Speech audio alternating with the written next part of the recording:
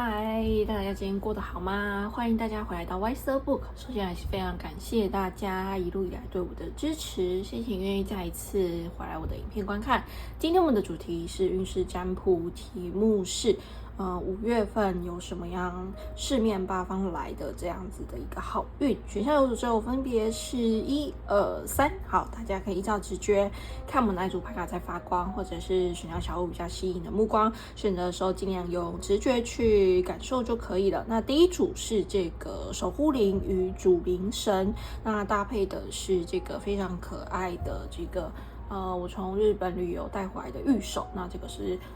鸽子图案。好，这个是粉红色的一个小鸽子。那第二组是这个众神使者入，然后搭配的是这一个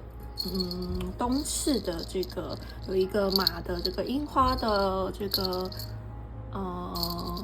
玉手。好，那大家可以依照直觉看有没有哪一个选项比较吸引你。好，第三组是这个金神。好，那搭配的一样是东式的这个玉手。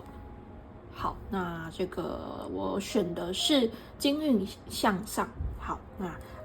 给大家做一个祝福。好，那等一下在前言会稍微跟大家介绍一下这个3个玉手的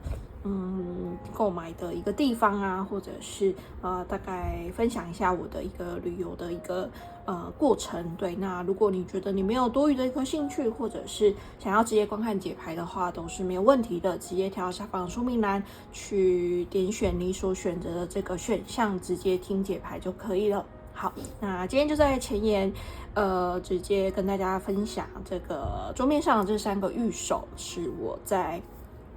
去前一周去这个日本旅游带回来的。那我觉得非常非常的可爱，跟大家分享。那首先第一个这个是在京都的这个石清水八幡宫这个买的这个鸽子的一个玉手。好，那这一个神社其实它上去有2种方式，一个就是走路，一个就是搭缆车。那我那一天选择的是搭缆车的一个方式，然后我购买的应该是1日券。那个1日券里面就包含有这个搭乘缆车的这个票价在里面，所以我就决定去搭这个缆车。那这个缆车的感受还蛮不错的，因为在缆车里面还可以听得到播放音乐，然后还有这个日语的专门的一个导览吧。对，只是因为我听不懂日语，所以我其实不知道内容是什么。那这个缆车其实短短的大概可能3到5分钟而已。对，所以很快就下车了。对，所以路途不算远，但是我觉得还蛮有趣的，搭乘那个列车。对，那可能因为去日本已经每天都走很多路了，所以也没有力气再去爬山了，所以这次就选择搭缆车的一个方式。那这一个神社好像是以它这个鸽子玉手为名吧。对，就它神社里面还有别的这个玉手。对，所以也有其他可爱的一个鸽子的一个形象，那我觉得还蛮可爱的。如果大家有喜欢的话，我觉得可以去走一走。那会去到这个神社，主要是因为有一个樱花景点在那边，就是很有名的一个樱花景点，叫做贝歌堤。对，那我是去看完樱花之后，然后顺便去坐这个缆车，然后去了这个神社。对，所以如果大家日后有要规划日本的一个行程啊，我觉得还蛮推荐大家，如果有去追这个日本的樱花的一个景点叫做贝歌堤的话，那旁边有这个神社，也很推荐大家可以进去走走。好，那第二个就是这个一样是在京都的这个东寺，这边有它的名字，就是东边的东，然后寺庙的寺。那这个东寺，我是晚上去的，然后我是去看它的夜莺。那它的一个夜莺要门票，我记得是1000日币，大概是200多元台币的一个门票。对，那平日我不确定需不需要门票，这个可能大家就是白天的时候需不需要门票，这个可能大家再自行的去上网查。那也是一个很著名的一个夜莺的一个景点。好，那进去之后觉得真的是还蛮令人惊艳的，有一种非常古色古香。那再加上它的寺庙的一个建筑搭配樱花，还有夜晚的一个灯光，其实是非常梦幻的一个，非常有气氛的一个地方啦。对，那其实我还蛮喜欢他们家的御守的，就是价格不会到太贵，然后都蛮有特色的。然后像我这次选的是这个马，因为我是属马的，所以我是特别买马的这个生肖，那里面也有其他生肖，然后搭配的是这个樱花的这个图案，铃铛的感觉，它会有一点声音。对，好，那这个是它里面的一个御守。好，那接下来第3组也是这个东市的御守，就是同一间神社。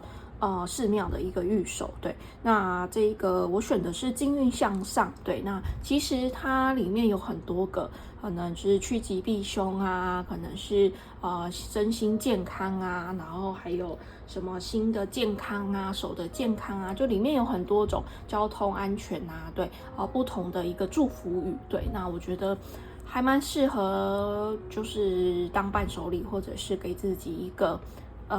祈福的一个概念，就是守护的概念。然后我记得价格也不会到太贵。对，然后我觉得还蛮有质感的，因为它这个绳子做的蛮细致的，然后背后也都还有印这个它的寺庙的一个名字。对，然后我就觉得还蛮不错的。然后我这次选的是金玉向上。对，那也很适合拿来当伴手礼，就是给你的朋友啊、家人啊，然后有一个不同的一个祝福，可能是健康，可能是交通，可能是学业，可能是身体上的一个疾病。我觉得因为它的种类还蛮多的，就是它的字样有很多种选择，所以我觉得可以因人而异，然后去为你可能你的一个伴侣啊、家人啊做一个很好的一个祝福，就送给他们当做一个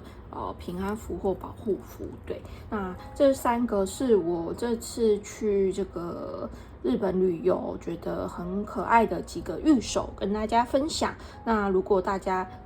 有喜欢，或者是也觉得很可爱的话，如果你有经过京都，那也可以留意这2个寺庙。这2个是在东市买的，那这个是在石清水八幡宫买的。好，大家可以留意一下，如果你有喜欢的话。那我觉得东市的话，里面进去其实非常的舒适，然后也非常的一个宁静，所以我其实是非常的喜欢的。对，虽然它需要门票，不过因为我那一天晚上刚好是下雨，对，所以又多了一层朦胧美，那当然有点狼狈。对啊，因为到了最后雨越下越大，但是它的里面啊都有那个人员在指引。对，所以它有分进去的一个方向，跟你离开要出来的一个方向，就不会进去跟出来的人卡在一起，或者是就是卡在路上这样子感觉，所以它都是有人去疏导的。那我觉得还蛮值得的，然后再加上它的御守，我觉得非常值得购入，然后也非常的可爱，就有很多样式，还有很多的一个不同的图案可以供大家挑选，然后价格也不会太高，所以我觉得如果大家有兴趣的话，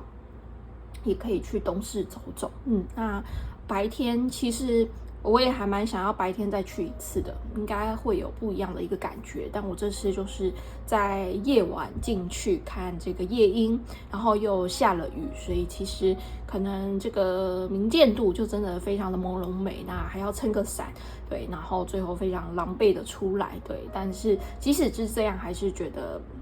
很庆幸有进去参观啦，对，就不会觉得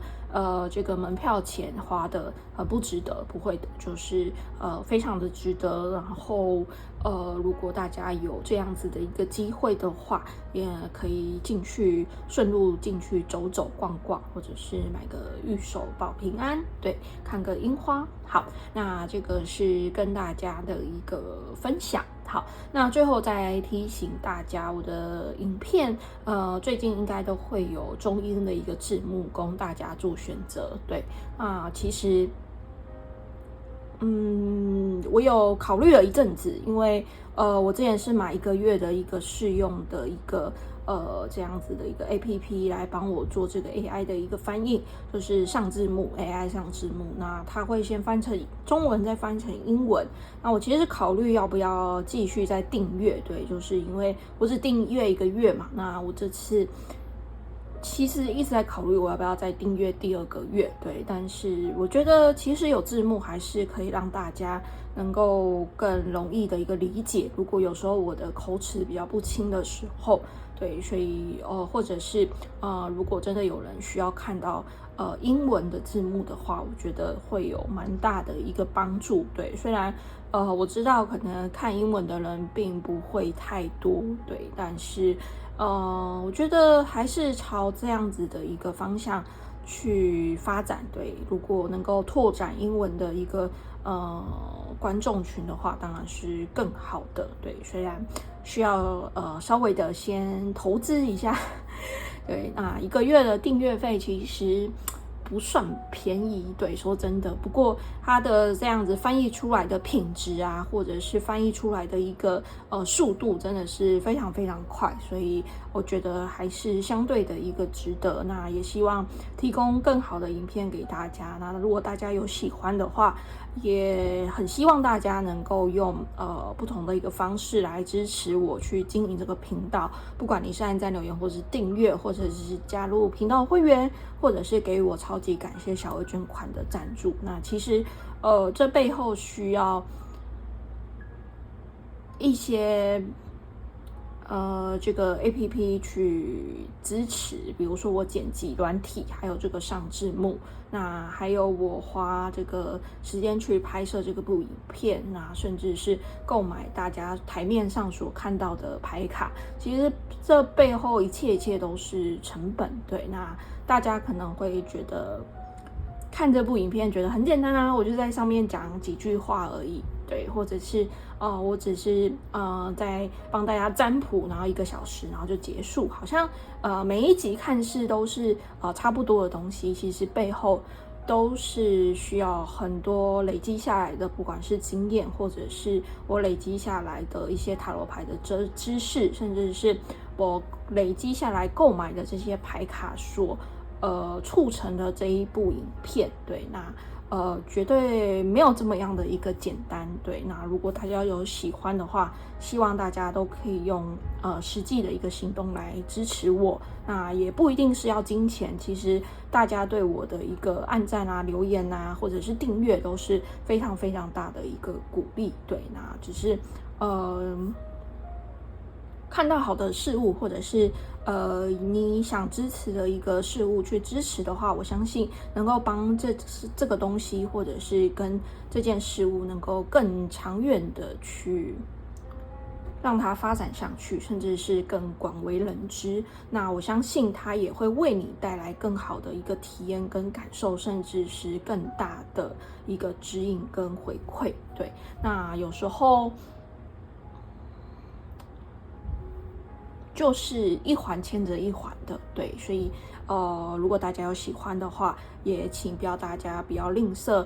大家的一个按赞啊，或留言啊，或者是订阅。好，那就跟大家分享到这边咯，希望大家会喜欢。那回归主题，今天我们的主题是运势占卜，题目是5月份即将有什么样四面八方来的一个好运。那选项入主之后分别是1、2、3。好，大家可以依照直觉看我们哪一组牌在发光，或者是选项小物比较吸引的目光，选择的时候尽量用直觉去感受就可以了。好，那我们等一下开始哦。如果你还需要时间的话，可以在这边按下暂停键，慢慢做选择，没有关系。好，先把选项3收起来，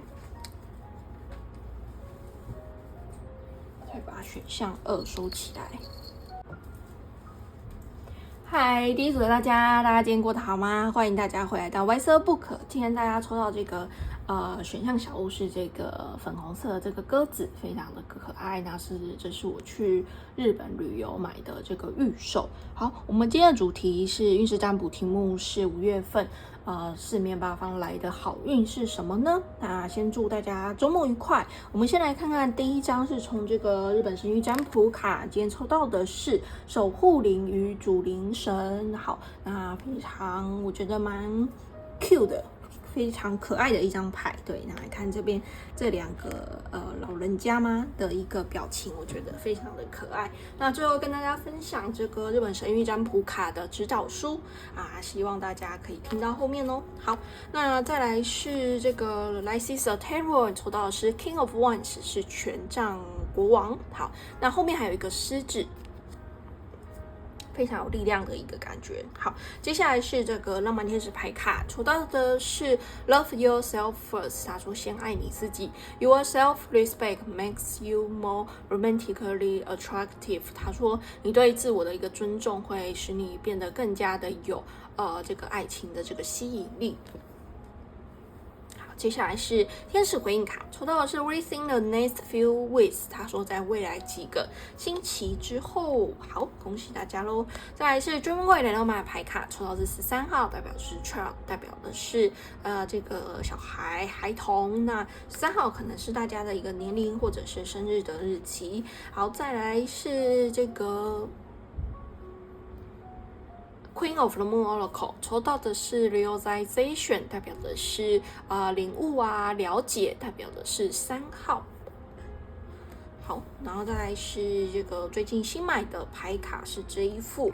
之后的影片会跟大家做一个开箱的一个分享。这一副牌卡叫做 Oracle of Mystical Moments。好，那这个非常神秘的这个时刻，这个神谕卡抽到的是 Sea Witch， 代表的是海洋的这个女巫，然后代表是52号，可能是大家的一个年龄。好，那再来是这个幻境塔罗牌，抽到的是 Eight of Pentacles， 是金币8。再来是 Murajo 卡月亮牌卡，抽到的是 A Fiery Climate Approach， 他说一个非常强大的一个能量即将抵达，代表是 Full Moon in Aries， 代表是满月在牡羊座，所以有可能在看影片的大家是牡羊座的。好，然后再来是这个爱丽丝的塔罗牌，抽到的是 Seven of Teacup， 代表的是圣杯7。然后再来是这个 Release 释放。那这个是从这个Sacred Destiny 这个 Oracle 卡抽出来的。好，再来是绿魔法神谕卡，你抽到的是水仙花，代表的是38号，有希望的一个意思。38可能是大家的一个年龄，给大家当做一个参考咯。再来是 Tea Leaf 神谕卡，抽到的是 Mountain Road， 代表是这个山路。You are on the road to success， 他说你正在前往成功的一个道路上。好，然后再来是我自己手写的字卡，抽到的是 Regret 悔恨遗憾。好，然后再来是彩虹卡，抽到的是 I open up to love and abundance in my life， 他说我敞开心胸来迎接生命中的爱与丰盛。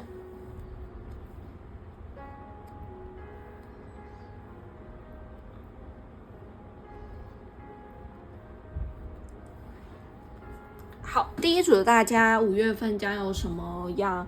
来自四面八方的一个好运呢？首先我们来看看这个牌面上你所抽到的。好，我觉得在5月份大家会觉得更加的有干劲跟冲劲，你会觉得心里燃起了很大的一股力量去支持你做你所热情的一个不管是事业或者是朝你的一个工作上面去努力。对，因为你抽到这个金币8，很努力的很辛勤的在打磨你的一个作品、产品，甚至是你的工作上的任何的一个报告啊、专案啊，对你都非常的认真的去对待它，而不是去敷衍它，不是想说随便做一做就好，而是你是非常认真努力的在看待的你每一份工作，甚至是主管交派的给你的每一项的一个作业。那如果你是学生的话，你也是很努力的去完成老师交派给你的工作，或者是报告，或者是专案，甚至是论文。对，那到了5月份，我觉得大家会有一股冲劲跟干劲，因为你有抽到这个权杖国王，对，你有一个目标在那边，你有想要达成的一个专案啊，或者是别人的一个期待啊，我觉得你会非常非常有动力去完成它，因为你还抽到这个牡羊座的这样子非常有力量的一个感觉。对，那我觉得非常非常的好。对，所以在5月份，我觉得大家会感受到自己的能量变更满了更加有体力啊，或者是更加有精力啊，去完成你身边所有的一个事情。好，那这个是我所感受到的一个非常正向的一个能量。那再来第二个也是重复的一个讯息。那其实因为这一副牌卡我是最近才开始使用，所以我其实不太知道这个 Sea Witch 代表的是什么样的一个意思。那我有去翻了一下指导书，那它其实就是纯真天真的这样子的一个感觉。对，所以他比较相信这个比较像这样子 child 的这样孩童的一个能量，非常的赤子之心，非常的纯真innocence 的，非常的单纯的去享受你生活中的每一刻。对，我觉得这个是宇宙希望你在5月份做的事情，就是即使你可能一路上遇到了很多的一个挫折难关，甚至是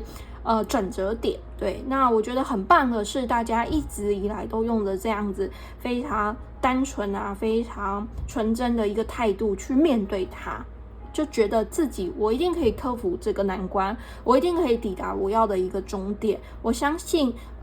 宇宙它有更好的一个安排在前方。我觉得大家一直抱持着这样子的一个希望，然后抱持这样乐观的一个态度去迎接你可能一路上的一些坎坎坷坷，或者是一些不顺遂，或者是一些小石头绊倒着你，或者是一些小人在毁谤你，或者是即使别人不看好，甚至是你好像觉得你已经尽了很大的一个努力的时候，但是你觉得你没有主管赏识你，你觉得你遇不到伯乐，你觉得没有老师欣赏你的一个看法，或者是你的一个作品。对，但是我想告诉大家的是，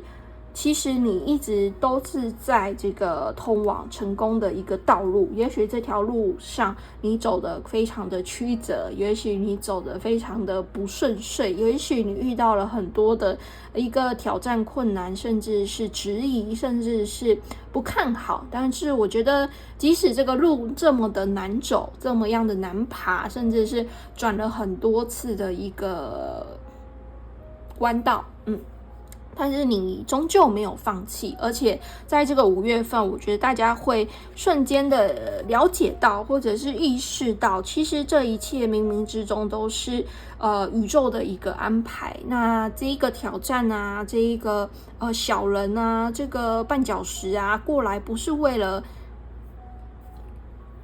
打败你，而是把你培养成更加厉害、更加优秀的人，而是帮助你，当你在遇到同样的一个事情的时候，你不会被击垮，而是会一笑置之。对有人再度的说你坏话，你只会一笑置之的走掉，因为你知道你还有更重要的事需要去完成。你会知道别人的毁谤，别人的质疑，别人的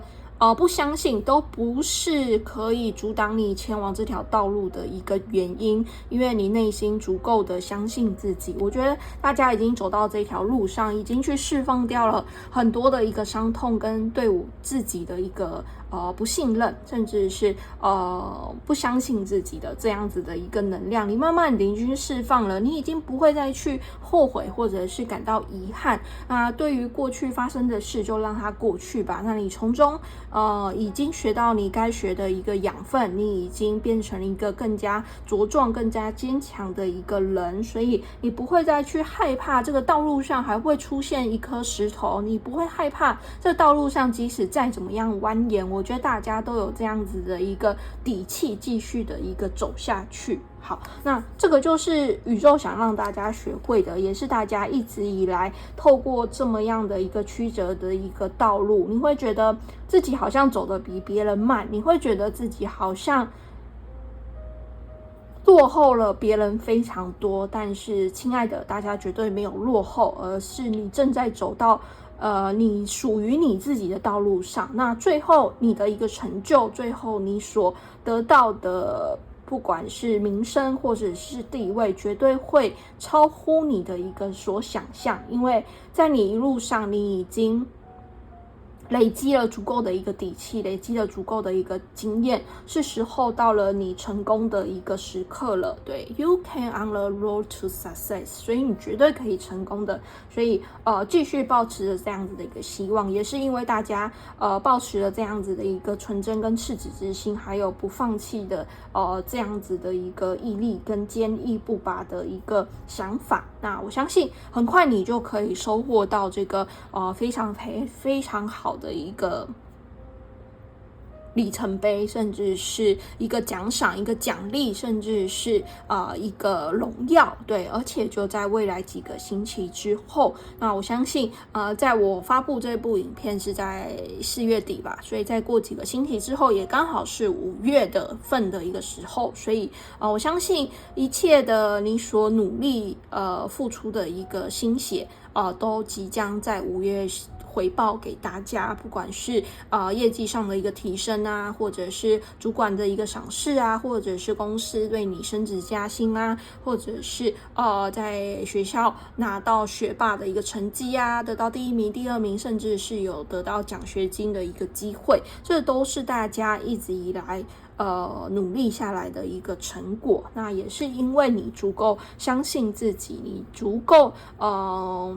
有毅力的继续的一个坚持下去，遇到困难你不是选择退缩，遇到困难你不是选择放弃或者是负面的一个想法，而是你觉得我一定可以去度过这个难关，我一定可以去跨越这一个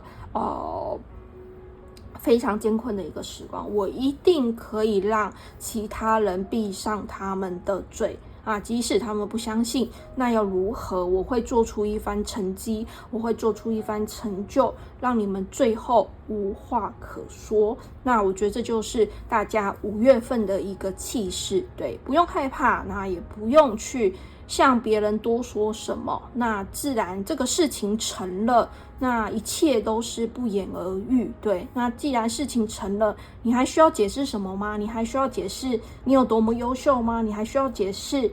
你有多么努力吗？不用，一切就是用成果。我相信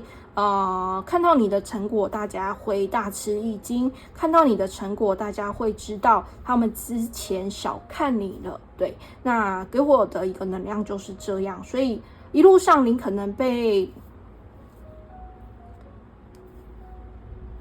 其他人轻视啊，或者是小看啦，或者是觉得你做不到那个位置，或者是觉得你没办法承担那个重任，对。但是我觉得是时候让大家看到你的一个能力了，是时候轮到你发扬光大了，是时候让别人看到你的一个天赋跟专长了，对。那我相信大家一定努力了很久，那中间也怀疑过自己非常长的一段时间，但是5月份正是大家发光发热，获得名声、获得荣耀、获得你该有的一个奖赏的时刻了，而不用再次的去怀疑自己，而不用再次的去委屈自己，对，那有些事情我们也不用多说，自然而然就已经显现在台面上了。对，所以 love yourself first， 先爱你自己。当你更有底气的时候，相信一切都会水到渠成。那一切你之前受过的一个自我怀疑啊，一些委屈啊，一些不看好啊，一些轻视啊，或者是别人的不相信，这其实都不重要了。重要的是你已经知道你自己是谁，重要的是你已经知道你自己想往哪边走，而且你会发现这个就是专属于你的一条道路。也许这条路比较慢，也许这条路来得比较晚，但绝对是属于你，专属于独一无二的一条康庄大道。好，那这个是我整体想要为大家所解牌的。那接下来再帮第一组的大家念一下这个日本神谕占卜卡。好，那这一个牌卡是守护灵与主灵神。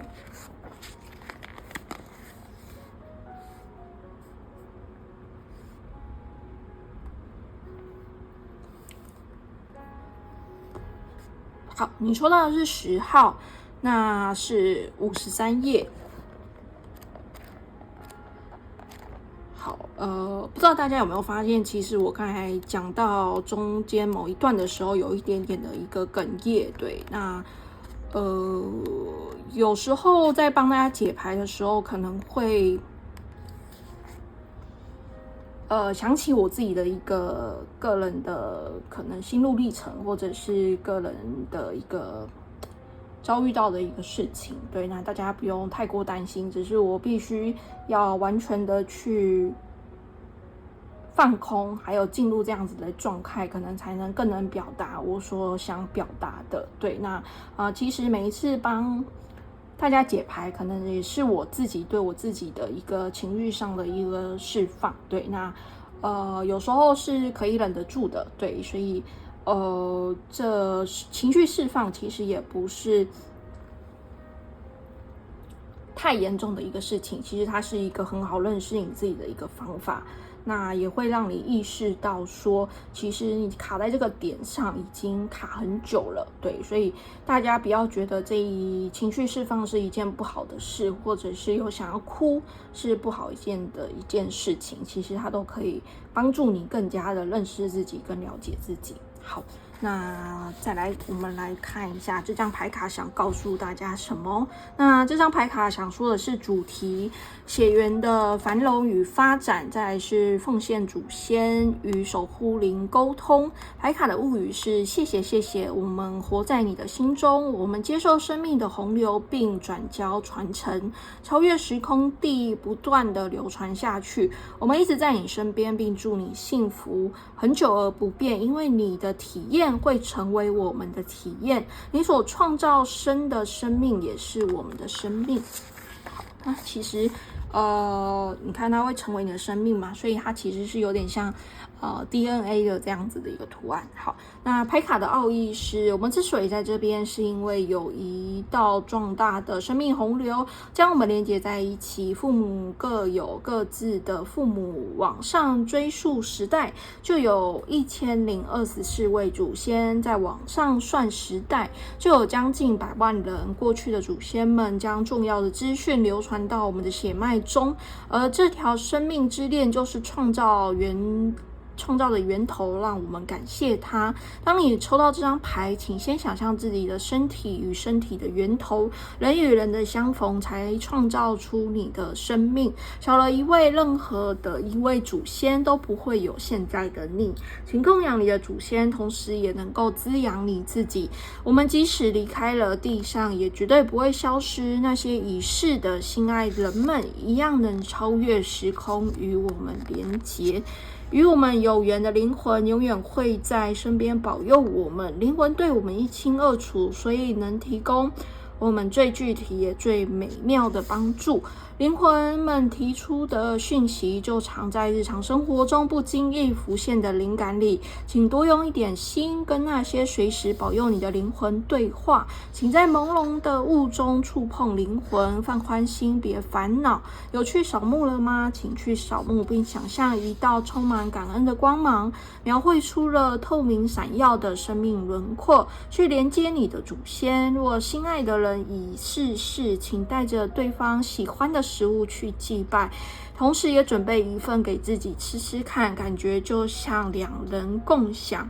然后准备一些你居住城镇所产的食物，以敬谢祖先给你一副健壮的身体。好，分享给大家。如果大家有兴趣的话，也可以自行到书店购买这个日本神谕占卜卡回家自行研究。好，非常感谢大家聆听到现在。那最后再帮第一组大家翻一下这个爱的解答之书。如果你最近有比较困扰你的一个问题，可以是工作、事业、爱情、人际关系各个面向都是可以的。翻开出一页，里面会有一句话给大家做一个提点。那当然一种占卜，所以有可能翻出来之后可能不符合你的心理的一个问题，那没有关系，大家就听过去就好，或者是让它留在这个影片之中就好，就不用自己强硬自己一定要吸收。好，那我们现在帮第一组的大家翻开出一页咯。他说 You will be miserable if you settle。 他说将来妥协，现在妥协，将来悲伤。You will be miserable if you settle。 现在妥协，将来悲伤。好，那这句话送给大家。如果大家觉得听了不舒服，或者是你听了觉得不相符，那就把它吸收，没有关系，当睡前故事听过去就好。好，非常感谢大家聆听到现在。如果不嫌弃的话，希望大家可以帮我按赞、留言或是订阅。不想要过我新影片的话，也可以开启下方的小铃铛，这样只要我有新影片的话 ，YouTube 就会通知你们。那我一个礼拜会上传2部影片给大家，一部在星期二，一部在星期六。通常一部是爱情占卜，一部是运势占卜。欢迎大家订阅我的频道。那频道有开放会员的一个制度，如果你喜欢我的影片，或者想要支持我永续经营外色不可逃占卜频道的话，也欢迎你透过加入会员的一个方式来支持我，有足够的时间、经费还有能量，继续帮大家拍摄类似影片提供给大家。好，那会员主要分3个阶级，主要分初级、中级跟高级，都分别享有不同的一个福利，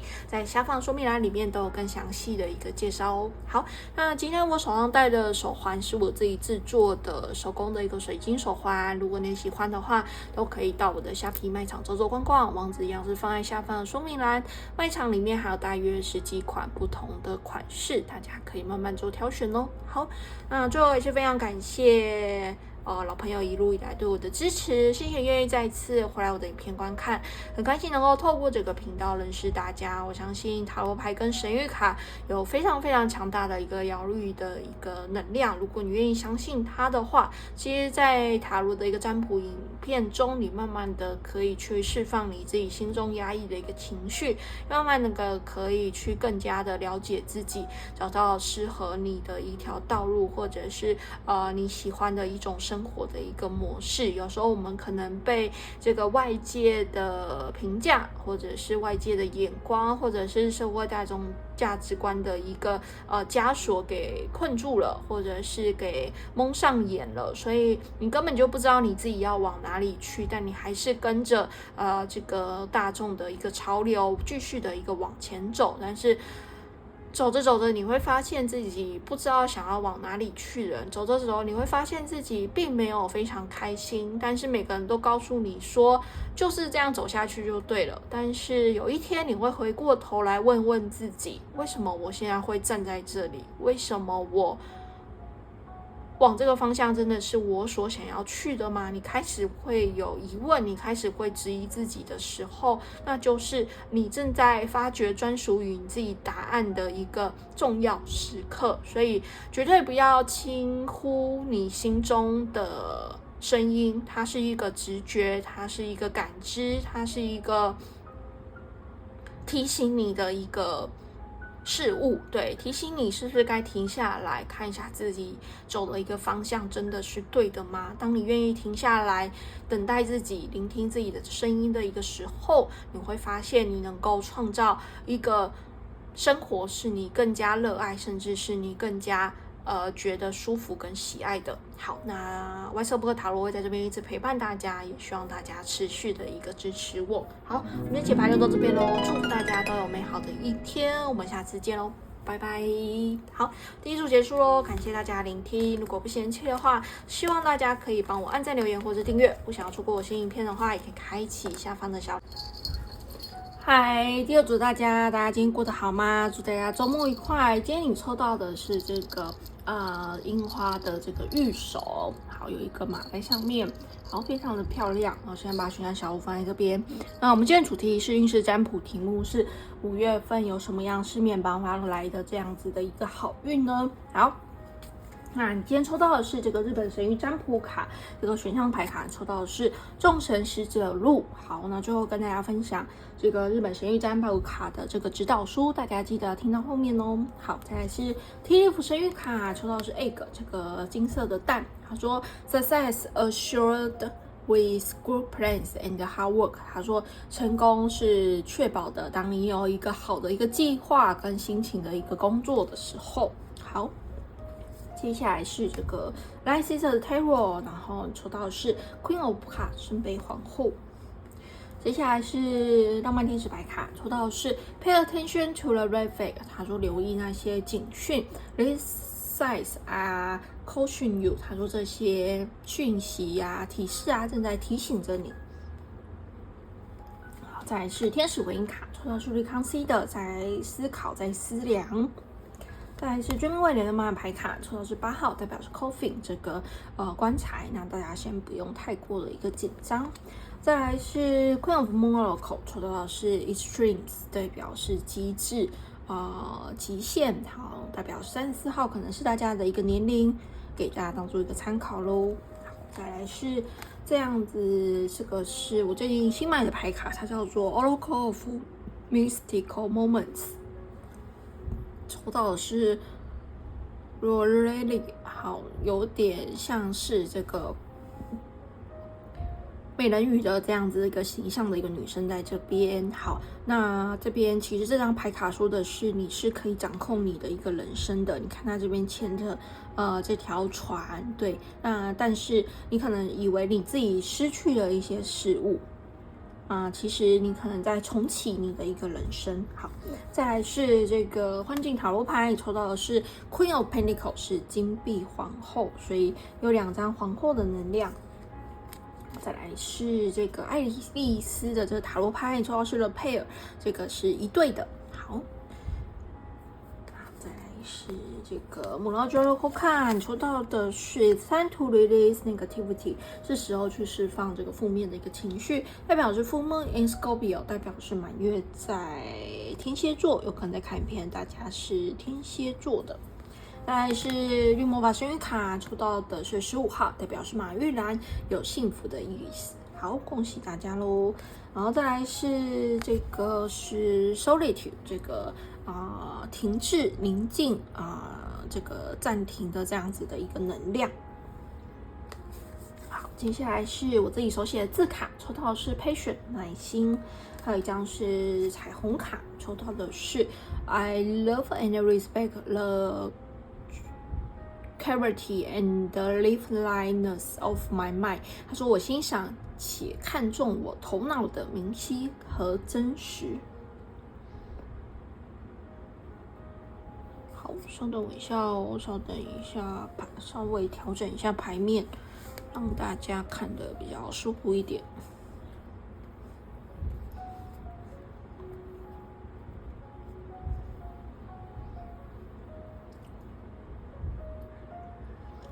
好，我觉得大家现在在5月份应该会面临到一个抉择，还有一个选择的感觉。那这个转折点让你可能决定结束了一段关系或者是一份工作，那因为你可能已经忍耐到了最后，因为有抽这个 extremes， 对，所以可能一直以来都有一些征兆在提醒着你，可能这段关系不够健康，或者是这份工作太过的一个压榨甚至是有这个霸凌的一个状况，对，那其实一直在宇宙在旁边一直提醒着大家，那大家其实有看到宇宙给你的一个提点跟暗示，好，那只是要做出这个决定还是非常非常的不容易，因为要下这个决定可能代表你会有一个空窗期，可能你会处于在这个待业或者是失业的一个状况，那也或者是你其实一直以来都想要转换跑道，对，一直觉得这份工作其实并没有那么样的一个适合你，可是你不知道不做这个你可以做什么，对，那也或许你现在是学生刚毕业，那想要找一份工作，但一直以来好像都没有这样子面试的一个机会，或者是你不知道前途似乎好像前途茫茫的这样子的一个感觉，那让你觉得好像自己卡住了，那停在这个非常停滞的一个状态之中，然后好像你结束了这段感情结束了这份工作不知道该何去何从，然后最近大家会觉得稍微比较没有动力一点点，或者是只想待在家里，或者是会非常的提不起动力跟干劲的这样子的一个感觉。好，那我想告诉大家的是，大家先不用太过的一个担心，那宇宙希望你有耐心一点点，透过这个停滞的时期，透过这个改变的转换期的一个情况的时候记得一定要去释放你的一个负面的一个悲观的一个想法，对，有些事情可能根本还没发生，你可能就预测我永远都找不到工作了，其实你只是失业待业个1个月到3个月，或者甚至只是半年而已，那就把它想象成你这辈子永远都找不到工作，那你可能只是失恋个1次2次或3次，你就觉得我这辈子好像没有办法遇到那个适合你的一个伴侣，绝对不是这样子的，对，那宇宙希望你更加有耐心一点点，那虽然现在目前的一个状况不是太过的一个明朗，或者是的确是一个停滞期，但这个时间是为了让你好好的去看清接下来你想要走的一条道路。好，那永远你都是有对自己自身的人生的一个主控权的。对，你看这个女生她其实是掌握了这个船舶航行的一个方向，她要往右呢还是往左呢，是这个女生她可以决定的，所以大家不要觉得把这个权利都抛给了外界的所有的一个事物，不，你是有这个掌舵这个船舶的一个能力的，对，所以宇宙现在要你的就是停下来思考，你要的到底是什么？你要什么样的一个伴侣呢？你要什么样的一个工作呢？你希望待在什么样的一个公司的一个文化，甚至是你希望跟什么样的一个同事共事，这都是你必须要先去想清楚的，这样子你接下来走的下一步，或者是对未来的规划，才能更靠近你所想要的一种人生的一个方向。好，那所以这个停滞期它不是一种惩罚，它也不是不重要的，反而现在这个停滞期它是一个非常非常重要的一个时刻，帮助你去发现自己，帮助你去到一个更好的一个地方。好，那其实大家接下来会非常的幸运，然后也会成功的，所以只要你有足够好的一个计划跟方向，甚至是继续的投注你的一个心力在你想要的一个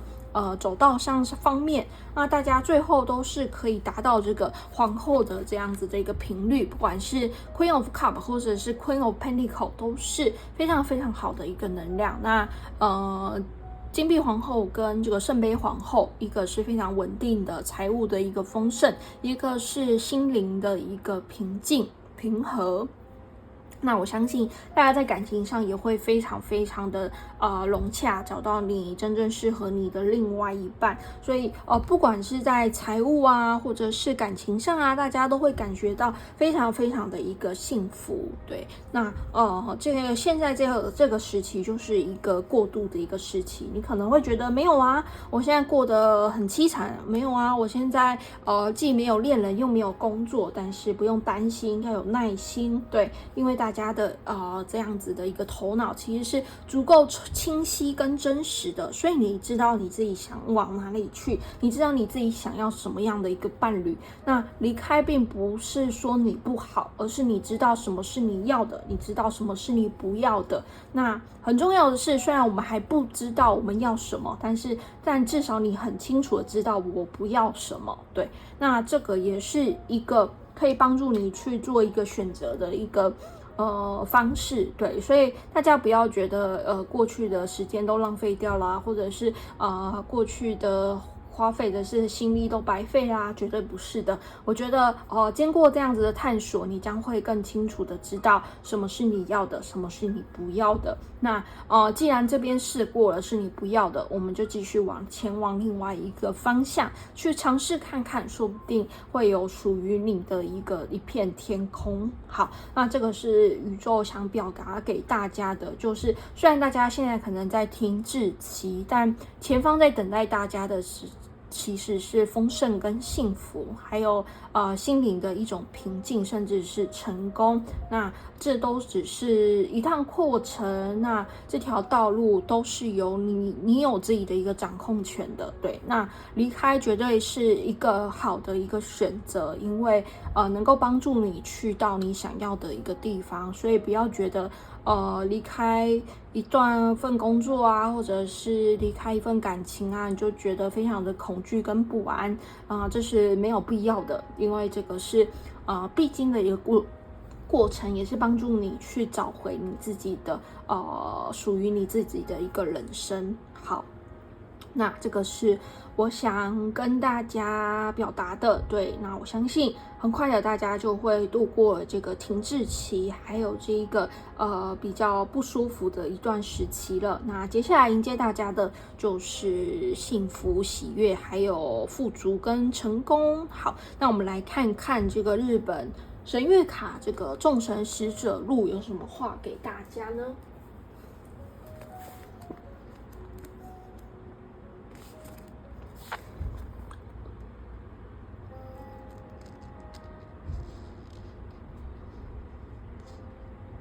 好，是在31号，代表是116页，所以有可能在看影片的大家是31岁，或者是你的生日在31号。好，那这张牌卡组的主题是上天使者泰詹细腻的力量，打开五觉跟芬芳。好，我们来看一下牌卡的物语。我要捎来天上的讯息，请感受微风中的芬芳，请注意远方传来的声响，看云的颜色，用指尖连接大地，打开你的感觉，了解细腻是一项美妙的天赋。未来的资讯会成为清楚的潮流，来到你的身边。牌卡的奥义是传授入世，添加酒神的化身，剑狱雷神从天下骑着鹿下凡，所以春日大赦，河鹿岛神宫等地都很爱惜鹿，把鹿当成上天的使者，鹿的灵魂会带给你上天的讯息。你是否曾经觉得自己太过敏感而妨碍了生活？其实敏感多情并不是缺点，而是上天给你的美妙礼物。如果你能感受到气氛、能量与他人的心意，这些资讯可以成为你行动的指南，也可以成为帮助对方的好处。当你的五觉精准，就会开创超感觉。这股神秘的力量可以替你避开危险，带你前往必要之处。请祝福细腻的自己。有些人能够把他人的情绪当成自己的情绪来共鸣，请扪心自问，你所感觉到的情绪是别人的还是自己的？如果是别人的，请快快释放出去。若要更进一步磨练五觉，请试着一整天只专注于一个感觉，比方说今天是秀觉，就努力感受所有的味道。天鹅乌命神与布刀遇命神曾经以太占这个方法推算怎么做才能把天照大御神从岩壁屋请出来。太占就是以火烧入骨后观察入骨裂痕来算命的卜算法，请你也借用神入灵魂的力量接收上天来的讯息，请珍惜第一个印象。资讯有很多种形式，包括影像和语言。当你碰到了正确的讯息，会毫无疑问的感觉这就对了。麝香露所提炼的麝香是能够吸引异性的香气，这股神秘的力量能提升你的魅力，请插上你最爱的香味，带来好心情，也能召唤神入灵魂。好，分享给大家，如果大家有兴趣的话，可以自行到书店购买这个日本神谕占卜卡，回家自行研究。好，最后再帮第二组的大家翻一下这个爱的解答之书。如果最近有比较困扰你的一个问题，可以是工作、事业、爱情、人际关系，各个面向都是可以的。然后翻开出一页，里面会有一句话给大家当做一个提点。那当然，一周占卜，所以不可能符合到所有人的一个问题。如果翻开出来之后，你听了觉得不舒服，或是你听了觉得不相符，那就不要吸收，没有关系，当做睡前故事听过去就好。好，现在帮第二组的大家翻开出一页咯。抽到的是 It's all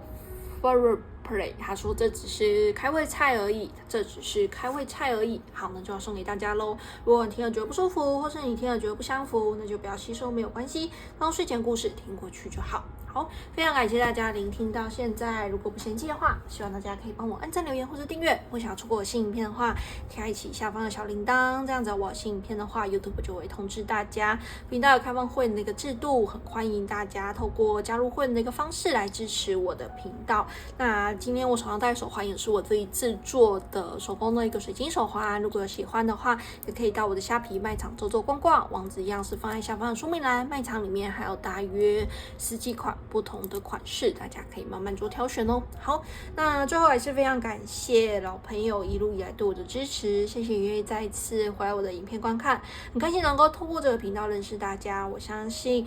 有缘点进来的你都是一种缘分。那透过塔罗影片帮助大家度过这个低潮跟难关。我相信人生就是有高有低，有起有落，有时候可能有一些失意，不管在感情上或者是工作上，那最后还是必须靠大家的一个力量，慢慢的一个站起来。所以重点不是这个算命师有多准，重点不是这个塔罗师有多准，而是你愿不愿意听从宇宙跟天使的一个指引，慢慢靠自己的力量一步一步的一个站起来。当然这个过程会不太轻松，也会有点辛苦，但是只要你愿意相信它的话，你会发现你一天过得比一天更加的快乐跟开心。好，那我们的解牌就到这边咯，祝福大家都有美好的一天，我们下次见咯，拜拜。好，第二组结束咯，感谢大家聆听。如果不嫌弃的话，希望大家可以帮我按赞、留言或是订阅。不想要错过我新影片的话，也可以开启下方的小铃铛，这样子我新影片的话 YouTube 就会通知大家哦。感谢大家的一个支持。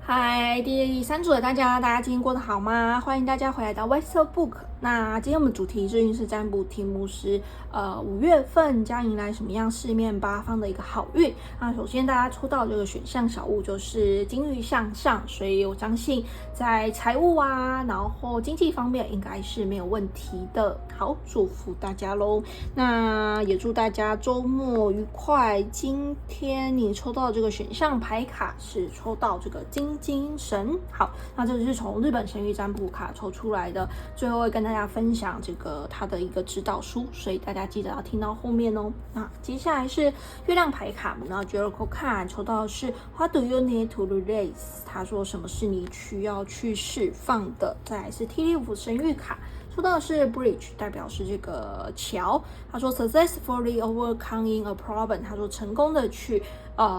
跨越度过一个难关，好，一个困难。好，再来是 The Light is the Table， 抽到的是 Ace of Pentacles， 是金币1。好，接下来是浪漫天使牌卡抽到是 retreat 这个隐居避世 ，It's time to disconnect from the world， 是时候去与世隔绝一下了，可能去度个假，或者是休息一下。好，再来是天使回应卡，抽到的是 Within the next few months， 在未来几个月之后。好，那君贵雷曼牌卡抽到的是17号，代表是 Stork 这个送子鸟。好，接下来是 Queen of Monaco， 抽到的是18号，代表是 Pressure， 代表是快乐。那18号可能是大家生日的一个日期，或者是你的一个年龄。再来是27号，代表是 Gardener， 这个园艺花园者。可能在你喜欢园艺啊，或者是你是园艺师。好，27号可能是你的生日，或者是你的一个年龄。好，再来是这个是幻境塔罗牌，抽到是 Seven of Cups 圣杯7。那其实刚才第二组也有抽到圣杯7的一个能量。好，再来是 Ten of Spear， 代表的是宝剑十。好，接下来是这个 Power 力量。再来是绿魔法神谕卡，抽到的是23号，代表是葡萄有丰盛的意思，恭喜大家啦！好，然后接下来是这个彩虹卡，抽到的是 It's wonderful to live here and now， 他说活在当下是很棒的。好，接下来我自己手写的字卡，抽到的是 Union 合一。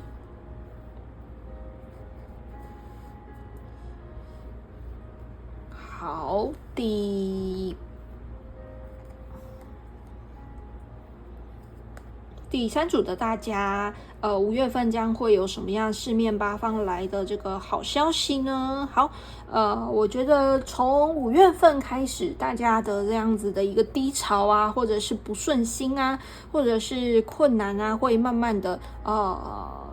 有一个解决的一个方案。但是我觉得在5月的初期，或者在4月底，其实我觉得大家经历了一个压力爆棚的一个阶段。对，可能是突然的失业啊，或者是待业啊，或者是这样子的一个空窗期。对，或者是在身体上出现了一些小毛病，可能是失眠，可能是过敏，可能是气喘，可能是膝盖痛啊，或者是不舒服的一个情况。对，那其实带给你很大的一个影响啊，不管是在你的一个生活上，或者是心灵上，也或许是这个外界并没有太大的一个变动，但你心里总觉得好像哪里不对劲，或者是心里总是觉得很低迷或很沉闷，好像心中的这个心里好像有一片乌云这样子，好像久久不能释怀，但你也说不出来在难过什么，你也说不出来外界好像也没有什么事情需要你担心，但是就跟平常一样。但是我觉得可能现在是你需要慢慢去释放的时候的。对，可能一直以来你都觉得你可以你可以忍耐，你可以忍耐这份工作，你可以忍耐这个伴侣，你可以忍耐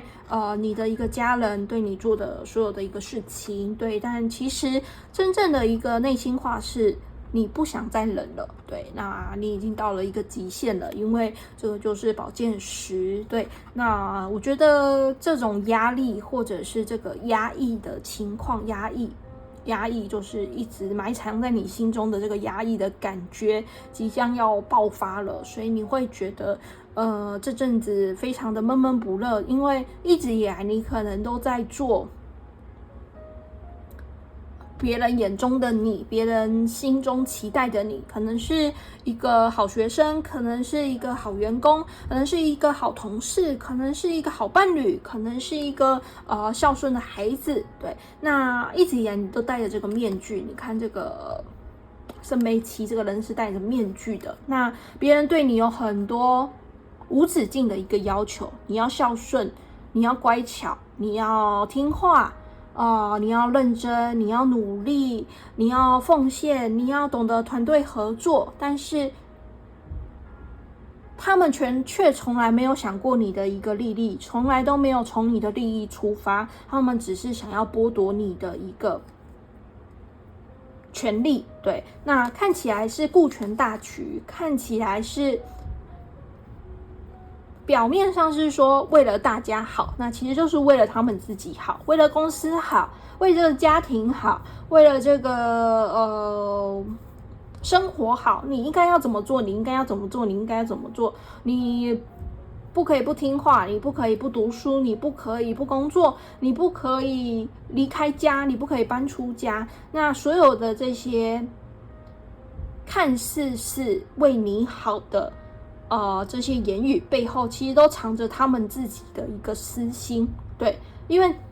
当你乖的时候，他可以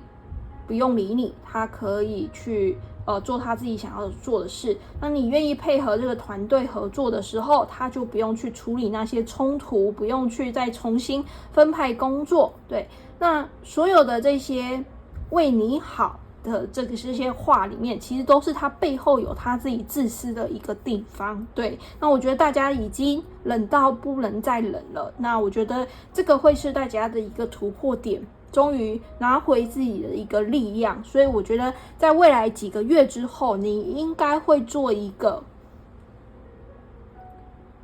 还蛮大的一个决定啊！你会想要暂时离开这些人一阵子，离开这个团队，离开你的家人，离开你的一个朋友，那去自己的冷静一下。你会更清楚的知道什么才是你要的，而不是别人附加给你的一些期待，而不是做别人会让别人开心的事情。这件事情是发自你内心的一个喜悦。对，那这件事情啊，可能是大众比较不能够接受的是，它可能没有生产的一个效益，可能你是想要当园艺的，照顾园艺的一个植物的，可能花店啊，或者是你想要经营这个干燥花啊，或者是你想要经营花店啊，或者是你想要做自己真心热爱的一份工作。对，但这一份工作可能没有办法立即的为你带来很大的一个丰盛跟富足，或者是你身旁的人，你的家人跟朋友会反对你，因为他们觉得你这样子不听话，你这样子没有前途，你这样子不可能有好的一个发展。对，但是我觉得大家已经厌旧了，一直听他们的话了，因为一直听他们的话，你觉得很压抑，你觉得很不舒服，你觉得你完全没有办法做自己。好，那我觉得现在来了一个机会，当你愿意去做自己的时候，身旁会有一些贵人跟机会提供你这个去做你想要做的事。对，可能是一个实习，可能是一份工作，可能是一个邀约，可能是一个厂商的一个合作，帮助你去展现你自己的一个天赋跟长才。那透过这个案子，可能这个案子你做得很好，那接下来客人就源源不绝的想要找你来合作，那你就能够发挥你的天赋跟长才。对，所以这就是大家愿意去跨出那一步。那当你跨出去的时候，你正在奉献你的天赋跟专长的时候，这个丰盛自然而然就会来到大家的一个身边，那你也会过得更加的有精气神。对，因为一直以来大家真的是压力太久了，我觉得这个是会对你来说是一个非常大幅度的一个成长。那再过2-3个月后，大家回头来看，你会发现自己跟2-3个月前的你有180度的一个大转变，有180度的一个职涯的一个选择，有180度的一个转变在你对待你身边的人的一个态度跟想法。你已经变成一个更加活在当下的一个人了，你知道怎么跟宇宙同频的一个共振，而不是一昧的去压抑自己心中真正的一个想望，压抑自己心中一直以来的渴望。那这样子永远你都是活在别人的一个话语之中，你都是活在别人的一个期待之中，但你从来都没有活出自己的一个人生。所以我觉得很棒的是，在5月份将会有什么样四面八方的一个好运呢？就是我觉得大家到了这个临界点了，大家到了这个很想说一句我受够了啊，我不想要再继续下去了，我不想要再听你们在那边胡言乱语了，我要做我自己人生真正的一个主人。这是你的一个开悟，这是你自己的对自己的一个诚实，你愿意去实践你心中所想要达成的一个人生的一个愿景，那你也去做了。我相信不同的各种的一个资源合作的一个邀约，你的一个订单将会像雪球般越滚越大，所以不用担心经济上面的一个问题。当你真正的做自己的时候，我相信宇宙都在旁边准备扶持着大家，准备把这些资源啊、机会啊、好运啊倒给大家。所以只要把你的一个频率调整好，相信一切的好运就在前方了。好，那我们来帮大家看一下这个金精神。那这个是从日本神谕占卜卡抽出来的，今天抽到的是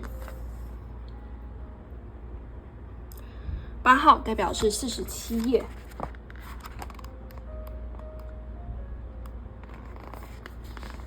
好，这个主题是创造新事物、神圣的结合、肉体的解放跟繁荣。那牌卡物语是诞生的时刻就要到了，阴与阳的结合并诞生，创造出全新的世界，请变得明亮而圆融，高声歌颂你的内心，以解放灵魂。欢喜与快乐才是你的本质，你所创造的事物将会更加的兴盛。好，牌卡的奥义是说，终于等到诞生新事物的时刻，可能是新的合伙关系，也可能是琢磨许久等待的问世的作品。当阴与阳的能量合为一，新的世界就要启动，你心中的创造能量正要往外迸发，这是一股纯净的生命能量，你无需恐惧，无需自卑，也无需犹豫。金精神包含男性的性能量，会以幽默又开心的方式将你推上舞台，也包含女性的性能量，会以温暖环抱你，让你安心。天地万物的子宫就是宇宙，宇宙就是一切诞生的根源。当阴与阳的神圣结合在你心中的世界完成，一切都有可能诞生。如果你正在恋爱，请采取行动；如果你有创意，请化为现实。如果你是女性朋友，或许有个灵魂正在敲门，要透过你的身体诞生到世界上。这张牌劝你轻松的连接你本身的性感，你不再需要压抑，纯粹的性感是喜乐的，是创造性的能量，请像太阳一样光明正大的互爱，与伴侣意气相投，交换能量吧。若你是艺术家，金精神的能量就是最棒的恩赐。要深入连接金精神，请重视肌肤之亲，多与人拥抱，而让人按摩或是替人按摩也是培养肌肤触感很好的方法。好，分享给大家咯。如果大家有兴趣的话，可以自行到书店购买这个日本神谕占卜卡，回家自行研究。好，那最后再帮第3组大家翻一下这个爱的几大支书。如果你最近有比较困扰你的问题，可以是工作、事业、爱情、人际关系，各个面向都是可以的。然后翻开出1页，里面会有一句话给大家当做一个提点。好，那我现在帮第3组大家翻开出1页咯。说到是 sleep on it， 好好考虑再做决定。sleep on it， 好好考虑再做决定。好，那就要送给大家了。如果你听了觉得不舒服，或是你听了觉得不相符，那就不要吸收，没有关系，当做睡前故事听过去就好。好，非常感谢大家聆听到现在。如果不嫌弃的话，希望大家可以帮我按赞、留言或是订阅。不想要错过新影片的话，也可以开启下方的小铃铛，这样子我新影片的话 YouTube 就会通知你们。那我1个礼拜会上传2部影片给大家，一部在星期2，一部在星期6。通常一部是爱情占卜，一部是运势占卜。欢迎大家订阅我的频道。频道有开放会员的一个制度，如果你喜欢我的影片的话，也很欢迎你透过加入会员的一个方式来支持我去永续的经营这个频道。那今天我手上戴手环也是我自己制作的手工的一个水晶手环，如果你有喜欢的话，可以到我的虾皮卖场走走逛逛哦。好，那最后还是非常感谢老朋友一路以来对我的支持。如果你是新朋友的话，也欢迎你订阅我的频道，很开心能够透过这个频道认识大家。希望我的频道可以陪伴大家度过一些低潮跟难关，有时候可能就是有一些关卡很难去熬过去。对，那没关系，慢慢的去释放自己心中的一些伤痛啊，然后不舒服啊，你会发现自己变得更加的有力量。白色薄荷塔罗会在这边一直陪伴大家，也希望大家持续的一个支持我。好，那我们今天解牌就到这边咯，祝福大家都有美好的一天，我们下次见喽，拜拜。